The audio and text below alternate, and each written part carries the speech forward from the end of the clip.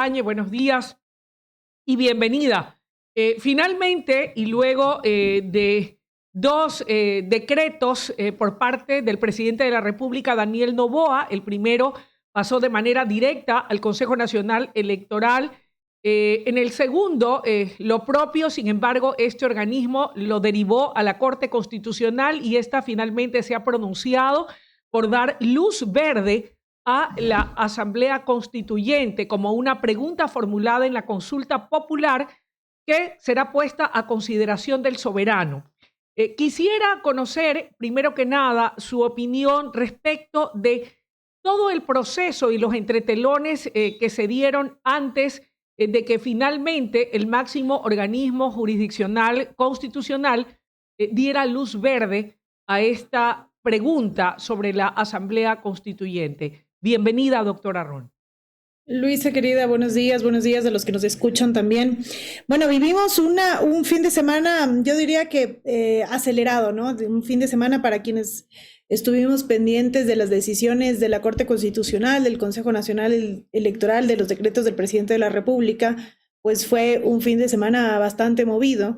Y en este fin de semana lo que sucedió, básicamente ya bien lo ha resumido Luisa, es inicialmente un decreto del presidente de la República pidiendo al CNE que convoque a Asamblea Constituyente y a partir justamente de esta presentación de este decreto se presentaron algunas acciones de inconstitucionalidad que fueron atendidas de inmediato por la Corte Constitucional. ¿Por qué? Porque de acuerdo a la Constitución, las consultas populares, el artículo 104 de la Constitución, las consultas populares por ejemplo, para convocarnos a una asamblea constituyente, para preguntarnos a la ciudadanía más bien si estamos de acuerdo o no con una asamblea constituyente, tiene que pasar necesariamente por aprobación de la Corte Constitucional. Lo que sucedió ahora, en este segundo momento, ya es eso, ¿no? Que el Consejo Nacional Electoral lo envió a la Corte Constitucional. La Corte, Luisa, lo único que ha hecho en este momento es decir que la petición, la propuesta, va vía Asamblea Constituyente, pero no se ha aprobado aún la Asamblea Constituyente. Creo que eso es importante referir porque he escuchado en redes sociales y en medios de comunicación señalar que ya estamos pues aprobada la Asamblea Constituyente y eso no es real.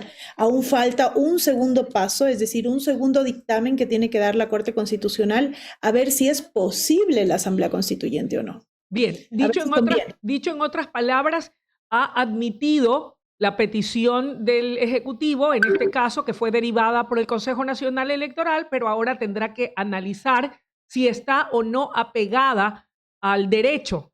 Y en ese contexto, la pregunta es, ¿qué debe sí o sí contener la petición o el decreto del Poder Ejecutivo para que pueda ser finalmente sí aprobado o tenga la venia o tenga el luz verde o pase el filtro de la Corte Constitucional?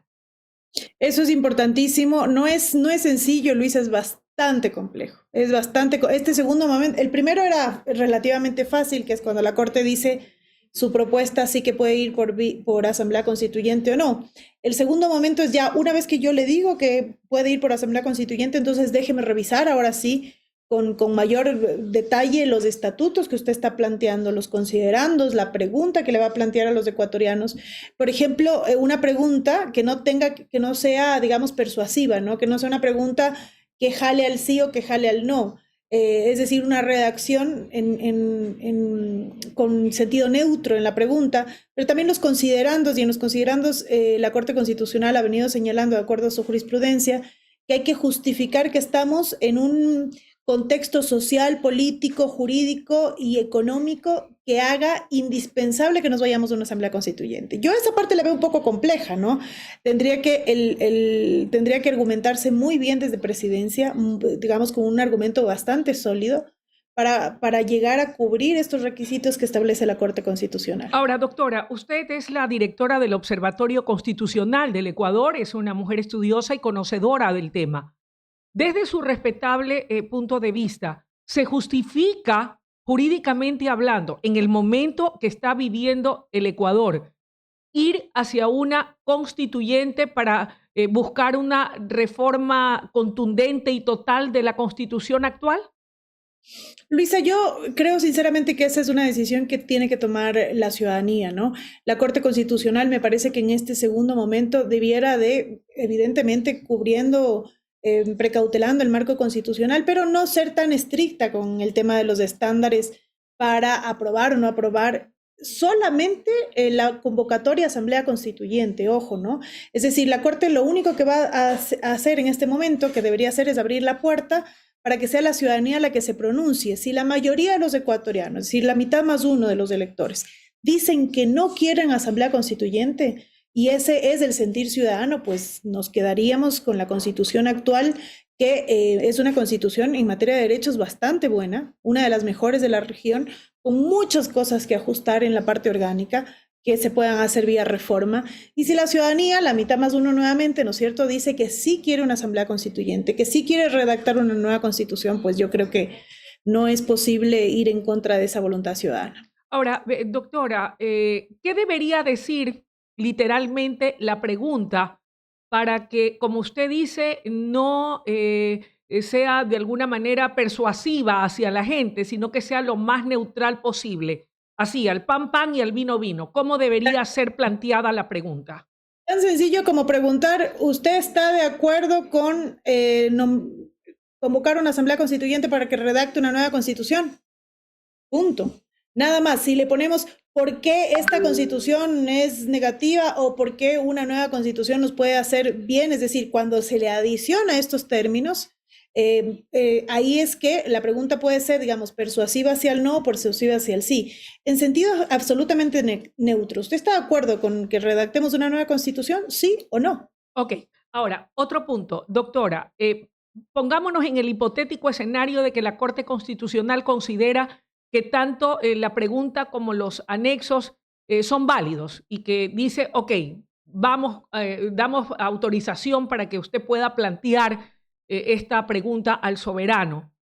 A partir de ese momento, ¿cuál es el paso a paso? ¿Cuáles son los procesos o procedimientos? Si el pueblo dice sí quiero una nueva constitución, usted como constitucionalista, ¿cómo o cuáles son las líneas, las vías, las formas para poder cambiar la constitución a través de una constituyente? ¿Qué implica una constituyente? ¿De qué formas o cuántos tipos de constituyentes puede haber? Bueno, esa es una gran pregunta. En términos, digamos, de proceso, una vez que la Corte Constitucional diga, le dé el visto bueno a este segundo momento, es decir, diga que todo está ok con la pregunta, con los considerandos, él tiene que enviarse al Consejo Nacional Electoral. El Consejo Nacional Electoral nos convocará ya a la consulta popular para Asamblea Constituyente, que en teoría debiera conectarse con la que ya fue, digamos, ya se está planificando para el 16 de noviembre. Entonces, tentativamente, si la Corte Constitucional dice que todo está bien y que lo hace rápido además, podría entrar bien esta pregunta el 16 de noviembre. Es decir, el 16 nos preguntarían no solamente el tema de las bases militares, sino también la Asamblea Constituyente. Si la ciudadanía, la mayoría de la población dice sí, estoy de acuerdo, entonces el siguiente paso va a ser ya la organización de la Asamblea Constituyente, la elección de los asambleístas constituyentes, y ahí un poco sobre la base por lo menos del estatuto que se ha presentado hasta ahora por parte del Ejecutivo, se establece una designación en un proceso democrático de asambleístas provinciales, de asambleístas nacionales, y ahí, bueno, un poco tendrá que organizarse también esta campaña electoral para nombrar a estos asambleístas. Cuando los asambleístas estén nombrados, estén designados ya, empieza el momento de la redacción, que también de acuerdo a los estatutos duraría alrededor de 8 meses. La redacción una vez redactada la Constitución, nuevamente nos preguntarían a los ciudadanos si estamos de acuerdo o no con esa nueva Constitución redactada y empezaría a entrar en vigencia. Creo que resulta importante señalar que la Constitución no es una cosa menor, ahí hay que ser muy enfática, Luisa.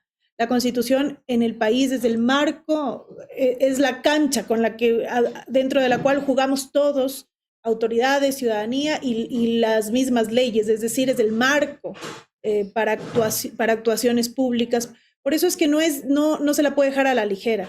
Quienes vayan a redactar la Constitución tienen que hacerlo con muchísima responsabilidad, cuidando de no limitar o restringir derechos. Y en ese contexto, doctora, yo estaba revisando un poco el planteamiento que hace el equipo jurídico del Ejecutivo y allí señalaba que, por ejemplo, dentro del perfil de los futuros asambleístas constituyentes, en caso de que el soberano apruebe, de que la Corte diga que sí, etcétera, tenían que tener las mismas, los mismos perfiles o los mismos condicionamientos o requisitos que cumple un asambleísta de la Asamblea Nacional.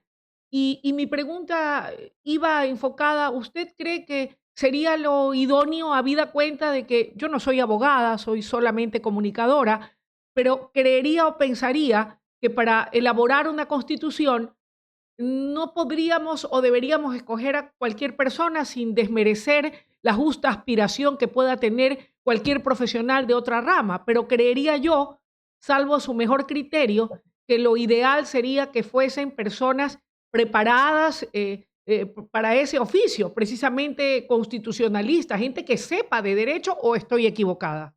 No, yo coincido, Luisa, no necesariamente constitucionalistas, ojo, porque en las otras profesiones, hay profesiones que podrían aportar de forma valiosísima en el proceso de redacción de una constitución, sociólogos, economistas, en fin, digamos, porque la idea es que la constitución se nutra de la mayor parte de aportes de la ciudadanía. Yo coincido que el tema de los requisitos, digamos, tan básicos, si se quiere, de que tienen los asambleístas en este momento, que es, por ejemplo, tener 18 años, podría llevar a que un asambleísta constituyente sea elegido como es vía votación popular, sea elegido como fueron elegidos los asambleístas que tenemos en este momento, ¿no es cierto? Entonces, podría bien llegar alguien que tiene 18 años a redactar la Constitución. Yo tampoco desmerezco el tema de la edad, me parece que es absolutamente valioso que un joven quiera incorporarse en el proceso de redacción de la Constitución, pero se necesita experiencia, me parece, ¿no? Conocimiento y experiencia. Yo subiría los requisitos, si estuviese en mis manos, subiría los requisitos no solamente en términos de profesión, de años de ejercicio en la profesión, sino también de experiencia, para garantizar un poco más el tema de la toma de decisiones con mayor, digamos, responsabilidad, ¿no?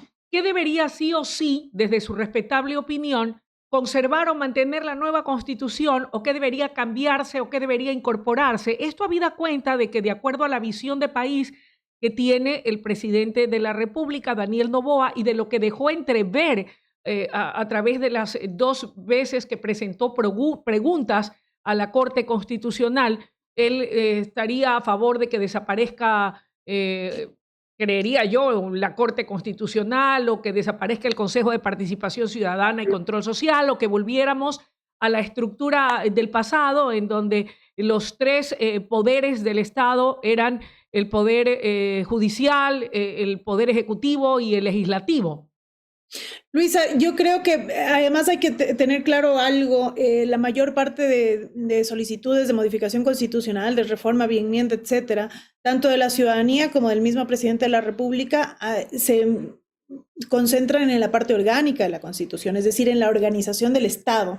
Y esto quiero ser enfática, el tema de los derechos de las personas ha sido muy poco cuestionado. Tal vez los temas que tienen que ver con las personas privadas de la libertad y el trabajo por horas, ¿no? Y el tema de temas laborales, pero el resto, el gran bloque de derechos constitucionales, de la parte de derechos de la Constitución, no ha sido cuestionada, porque de hecho tenemos una de las mejores constituciones en términos de derechos de la región, garantista, protectora, y ahí también un poco recordarle a la ciudadanía que el término garantista no es nada negativo, tenemos una constitución garantista, y esto, digamos, de alguna manera derivado en un término negativo. Al contrario, el tema de garantista nos permite una mayor protección en el futuro también, ¿no? El tema orgánico, Luisa, sí que hay que modificarlo, ¿no? Entiendo yo que la Constitución del año 2007 pues ya no responde en cuanto a la parte de organización del Estado a lo que sucede en este momento. Es posible que este nuevo gobierno, el presidente, quiera modificarlo para poder actuar, digamos, de acuerdo a su plan de gobierno, quiera mover un poco el tema orgánico, quizás esto de acá sea posible, ¿no? Se ha cuestionado también en la parte orgánica el tema de los sectores estratégicos, para derivar, para quitarle un poco la responsabilidad al Estado y pasársela al sector privado, eliminar el tema de las empresas públicas. Eso es algo que me parece válido. Me parece que a partir del cambio del tiempo también es absolutamente, digamos, necesario quizás en este punto. Yo lo único que diría es que ojalá que la parte de derechos no se toque o se toque mínimamente.